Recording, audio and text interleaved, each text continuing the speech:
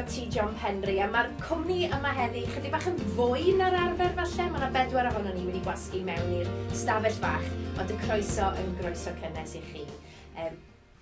Yma heddi, mae yna sawl iaith yn y stafell hon o'r Gymraeg, y Saesneg, y Fasgeg a'r Sbaeneg hefyd. Mi fyddwn ni falle yn symud rhwng yr ieithoedd, ond aroswch gyda ni achos mae'r sgwrs am fod yn sgwrs ddifyr. Felly, croeso, welcome to everybody here. So, yma yn gwmni ni, i ddechrau, dwi am ddechrau gyda'r dyn yn yr het yn y gornel, sef Arfon Jones, i chi nabod Arfon. Arfon, dweud pwy wyt ti? Arfon Jones, be arall wedai, fe sy'n gweithio un debran i bynwyr am blynyddoedd, ac wedi cyfieithu Beibl.net, be arall. Ac yn un o ddinasyddion, y ddinas fawr. Ydw, ac yn aelod yn Ebenezer yng Nghaerdydd. Dyna ni, Yeah. dyna ni. Ac yn gwmni, special guest today Yeah. is Daniel Scott. Tell us about you, introduce yourself, where are you from? Ni Argentinakoa naiz, baina Euskal Herrian bizi naiz, emaztearekin eta semearekin, eta we are working, lan egiten dugu elizan artean euskaraz. So you live in the Basque country and you started a church there. Bai, gure lana egiten dugu euskaraz.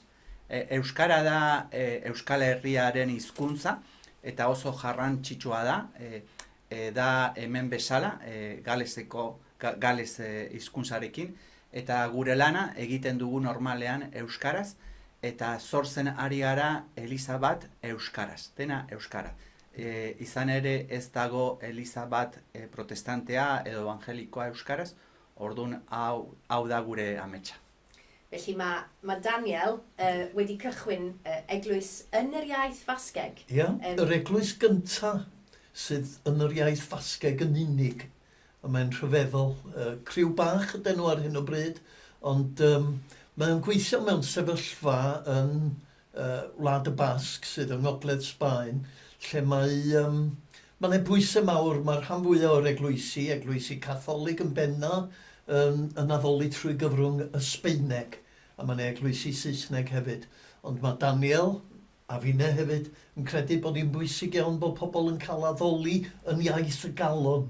A dyn ni fel Cymru wedi cael y fath fraint o gael hanes addoliad trwy gyfrwng y Gymraeg yn dydyn ar hyd y canrifoedd. Ond mae'n rhyfeddol bod yr eglwys yma, yr eglwys gyntaf, i addoli trwy gyfrwng y Basgeg. Mae hwnna'n stori anhygoel. Yn gwmni ni hefyd y mae Elena de Cruz Reynolds, ac os ych chi'n meddwl ynglyn â'r enw Reynolds, bod yn debyg i'n enw i, dyma fy chwaer yng Nghyfraith. Ond mae Elena yn siarad Sbaeneg, ac felly mae hi wedi dod yma heddi, a Chymraeg hefyd, wedi dod yma heddi i siarad gyda Daniel yn Sbaeneg hefyd, yn dweud. Felly, croeso i Elena. Diolch yn fawr. Mae mor lyflu bod mae'n lyflu clywed y Gymraeg a'r iaith hen i, achos mae mam yn dod o Bilbao. Gwych. Yn y paith. So, yeah, mae'n special iawn i fi. Hyfryd iawn. Felly, give us a little bit of your history, Daniel. Rhanna dy hanes gyda ni. Ni Argentinakoa naiz, Buenos Aireskoa, eta 22 urterekin Euskal Herriara jo nintzen bidaia bat txiki bat egin nun. Bakarrik 2 hilabete. Eta momentu batean ibili nintzen mendian eta ikusi nun txoria batzuk ega egiten. Eta batean entzun nun ahotsa nire barruan eta esan zidan ahotsa hau txoriak hemen askeak dira, baina jendeak ez dira askeak. Eta gero ulertu nun ahotsa hori jainkoak esan zidan. Eta gero, Argentinara itzuli nintzen, unibertsitatea bukatu nun, eta gero Barcelonara jo nintzen teologia seminario batean ikastera, eta gero emaztearekin jun ginen Euskal Herriara lan egitera. Hasieran 8 urte Tolosan, herri txiki batean, sortu genuen eliza bat, baina eliza hau multikulturala da, eta orain jarratzen da, eta 8 urtez lan egitena, eta gero jainkoak esan zigun eliza hau ondo dago jende askoarentzat, baina euskaldunak zer? Eta euskeraz ez dago ezerez Euskal Herrian. Eliza evangelikoak eta protestantea. Eliza katolikoek bai egiten dute haien misa euskaraz, baina evangelikoek, protestanteak ez. Orduan jainkoak irakutsi zigun beharrezkoa dela ere bai elizak euskaraz. Izan ere euskara oso garrantzitsua da euskaldunentzako. Eta adibidez badago bertso bat, poesia bat, Salvadork idatzi zuen eta Salvador kristaua zen ja orain hilda dago, eta berak esan zuen herria da gorputza, baina hizkuntza bihotza. Eta horregatik gu euskaraz egiten dugu gure lana. Diolch Daniel. Mae'n stori rhyfeddol yn dywi. Mae o wedi rhannu stori efo fi, mae'n wych. Dwi'n edrych arno fo fama fel taswn i'n dall pob gair mae'n dweud. Mae'n ei fath o dydd y Pentecost yma'n yn blith ni, dydy. Mae'n wych.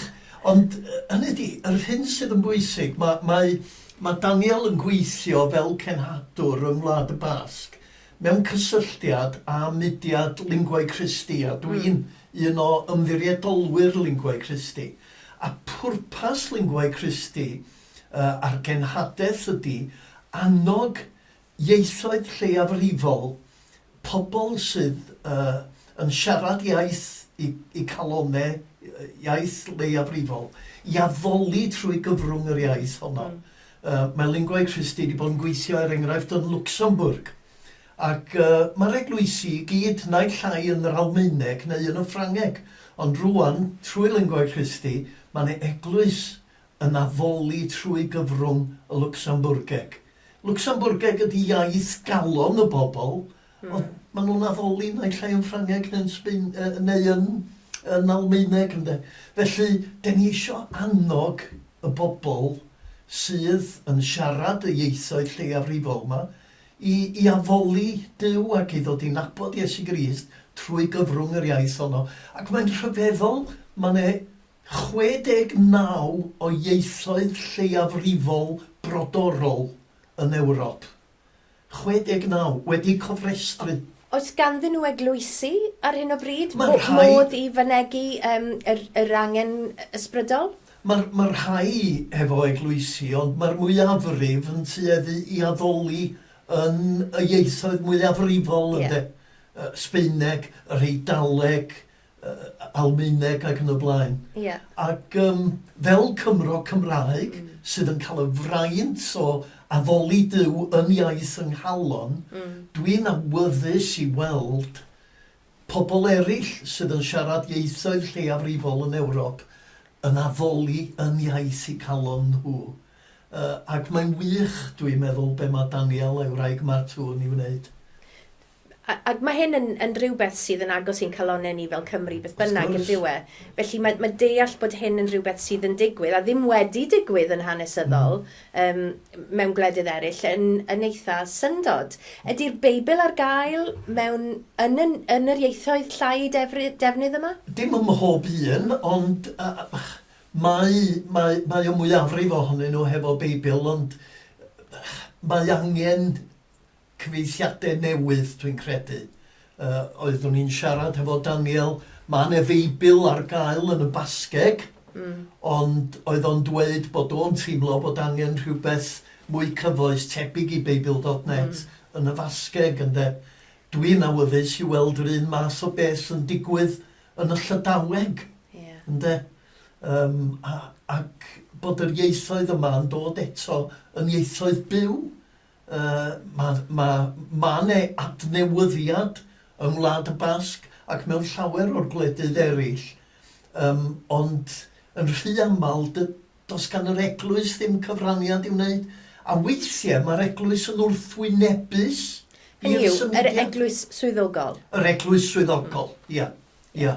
Mae'n eglwysi, dwi'n deall yng Ngwlad y Basg, sydd yn gwrthwynebu y syniad o bobl sydd yn siarad Basgeg Ie. yn y cartre, sydd yn cael addysg yn yr ysgolion Basgeg ac yn y blaen, ond pobl yn gwrthwynebu iddyn nhw addoli yn y Basgeg. Mae'r peth yn hurt bost. Mae hyn yn swnio'n angysurus o gyfarwydd i ni, Wrth gwrs fel bod o. rhan o'n hanes lle ddiweddar ni, ond bod e'n digwydd nawr, Wrth gwrs bod o, mae pobl yn dweud pam ydych chi eisiau addoli yn y Basgeg pan ydych chi gyd yn gallu siarad Sbaeneg. Ie. A da ni wedi gael o, pam, dwi wedi clywed pobl yn dweud o'n ddiweddar yma, pam bod rhaid i ni addoli, pam bod angen cyfeithiad o'r Beibl yn Gymraeg, dych chi gyd yn siarad Saesneg. Ewch chi addoli i eglwysi Saesneg. Ond mae hwnna'n mynd i'r gwrthwyneb i ysbryd Crist. Mae o'n mynd i'r gwrthwyneb i ysbryd y Pentecost, Ie, yn dydi? union. Pan dda'r Union. ysbryd glân ddod, a phobl yn siarad yr iaith oedd yr ysbryd glân wedi roed, iddyn nhw ieithoedd brodorol Ie. y bobl. Ie. Iaith i calon nhw. Dwi'n mynd i ofyn cwestiwn i Elena nawr i ofyn i Daniel. If you would ask Daniel, you're at the beginning of your church. What are your hopes for the future? Estás en los principios de tu iglesia, que es tu esperanza para el futuro. Gure ametsa da ikustea hasten Eliza, baina gure ametsa da etorkizunean begiratzea Eliza txiki desberdinak herri desberdinetan. Hori ikusi nahi dugu. Eta jendeak euskaraz jainkoari gora aipatzen, euskaraz Biblia erakurtzen, euskaraz bestei konpartitzen. Hori da gure ametsa. Orion gure herrian, baina ere beste herri batzuetan. I want you to ask Daniel about how he looks and also his wrapping. Tell us how that fits into your faith. Oh, o sea, tu estilo, tu rap, como mezclas eso con la religión y... Bai, niretzat rapa da oparia, jainkoaren oparia, eta berak eman zigun, hasieran niri laguntzeko izan ere artea beti terapeutikoa da, eta asko laguntzen dit. Baina orain ere tresna da evangelioa, Jesusen berri ona konpartitzeko besteen personarekin. Orduan raparen bidez, euskaraz normalean, rapa egiten dut eta jendearekin konpartitzen dut Jesusen berri ona, eta arazo sozialeri buruz ere, ahotsa profetikoa da, eta modu honetan ere tresna da konpartitzeko jainkoaren erreinua. Felly Daniel, wyt ti'n artist rap, a mae hwnna'n rhan o'r weinidogaeth di hefyd. Wyt ti'n fodlon rapio i ni nawr? Ados. Maite izan hizkuntza gutxitu bakoitza, eza da erioza ahoa jaiotza, ona da oroitzea koplaren aitortza, herria da gorputza euskara bihotza, euskara plazan eta ondarzan, euskara alzan, edo gazan, euskara elizan eta ondarzan, euskara eskale, gabiltzan.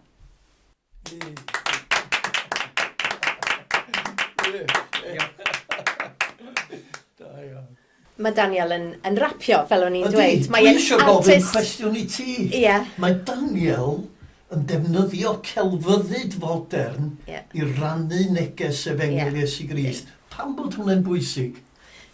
Oherwydd i fod yn beth credigol. Ac mae yn hysbrydolrwydd ni yn beth credigol. Ac yn rhywbeth sydd yn rhyddhau ni i fod y gorau gallwn ni fod. Mae'n fynegiant o rhywbeth, tu hwnt i yma, y tu hwnt i'r dirieithol, dwi'n meddwl. Ac i fi mae hwnna'n llony'n nghalon ni, achos o'n i bai bod ganddo ni'r modd i fynegu'n hunan, i ganu can i'r arglwydd. O'n i bai bod gyda ni hyn, beth yw'r pwynt? Ynddo fe? Dwi'n hollol deall beth mae Daniel yn dweud. I totally understand the creative impulse within the Christian context. Mae Daniel yn defnyddio hwn i rannu y newyddion da. mae gynnon ni yng Nghymru angen dysgu y gallwn ni ddefnyddio, barddoniaeth, celfyddyd, bob math i rannu newyddion da am Iesu Grist. Dwi'n dweud o eto, dwi'n meddwl bod ni'n rhy stuck i'n traddodiad capelyddol. Mae rhaid i ni edrych allan a gweld sut ydyn ni'n cyrraedd pobl y tu allan. A mae cyrraedd pobl y tu allan, y cwrdd yna, y cyfarfod, yn beth pwerus.